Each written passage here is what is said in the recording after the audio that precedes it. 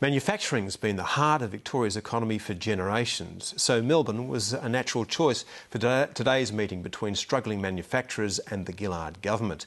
These industries are in the slow lane of the two-speed economy, feeling the pinch of a high dollar and cautious consumers, and they're demanding government help. With manufacturing under siege, it sparked reports that Australia's second largest state economy is on the cusp of recession. Greg Hoy reports. Victoria is a proud old place, home to almost a quarter of Australia's population and 1/4 of its workforce, most living in Melbourne. In halcyon days, it adorned itself with logos like the Garden State, Victoria on the Move, or the Place to Be. But these days, the buzz has abated. Is Victoria on the move today? Victoria's not on the move. Victoria has, in my experience, a sense of fear, unlike even during the global financial crisis. Victoria's economic pulse is poor. Growth or state final demand is down on the national average. So too consumer confidence. Melbourne house prices have fallen 6.5% since September 2010, according to RP data, which is better than some states, but far worse than Sydney and Canberra. Unemployment also is slightly higher than the national average. And as more manufacturers announce redundancies or reviews in the face of a stubbornly high Australian dollar, talk of recession is rife. So is Victoria on the brink of recession, as widely reported? No, it's not. Victoria has a very diverse economy, but Victoria does have challenges, and those challenges are very much based on the economic situation worldwide, the economic situation across Australia, and the uncertainty associated with decisions out of Canberra. And of course, the high dollar is putting pressure on our manufacturing industry in particular, and our tourism sector. Confidence levels are not very high in Victoria at present. That can be a combination of fear about manufacturing, and Victoria has a large exposure to that. And in others agree Victoria's problems have been exaggerated. The Australian Industry Group represents 15,000 Victorian businesses. Compared to any of the other states that we are competing with or working with, more to the point, I don't think we're in any worse position. The fact is that Victoria should still have a budgetary surplus, or even if it's a deficit, it will be considerably less than most other states. Today, after meetings in Melbourne, the federal government agreed with unions to mandate greater local content in major Australian construction projects to the relief of industry, which had long called for such measures.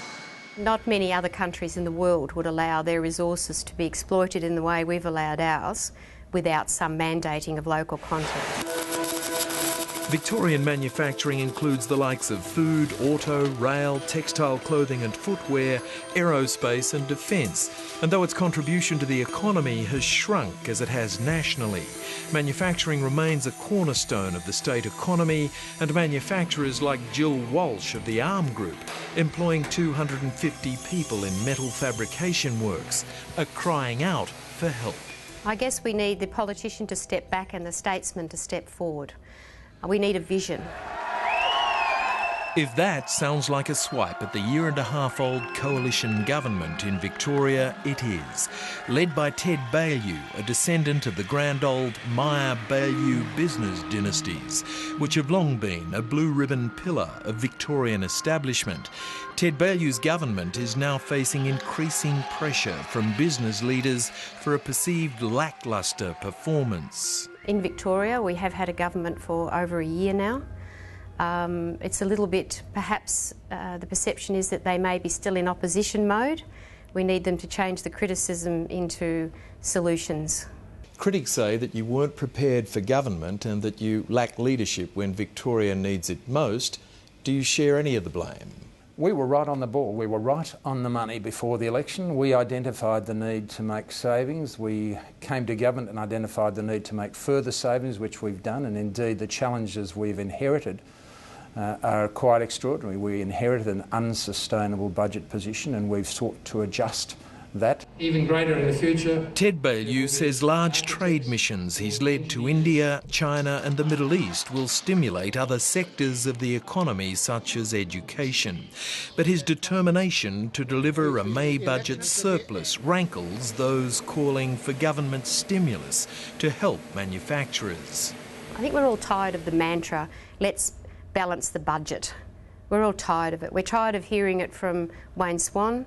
We're tired of hearing it here in this state. But really, the investment in infrastructure returns value to the state. I'm an economist who doesn't believe that you need a surplus. And in fact, to get a surplus in the coming financial year, you're going to basically having a very large negative shock. But try telling that to the Victorian Premier. Many say that sticking to a surplus will only make matters worse, that what's needed is greater stimulus spending on infrastructure. Well, Victoria already has the biggest spend on infrastructure of any state. There are always those who will call for lower taxes and more spending. So with the Premier sticking to his guns, Victoria's manufacturers must sail on unassisted, save for the subsidised car industry, of course. So how does the future look for the Victorian economy at large? We need projects that make people feel good about our state. I think you're probably looking at 12 to 18 months at least. Hopefully the world economy will sort of kick back a bit stronger, and that'll help a bit. Hopefully the Australian dollar will come off a little bit. But I wouldn't be holding my breath. We've got some challenges ahead of us. We will have a tough budget in front of us, and I believe, nevertheless, that Victoria is well placed and better placed than other jurisdictions to get through these challenges. Greg Hoy reports.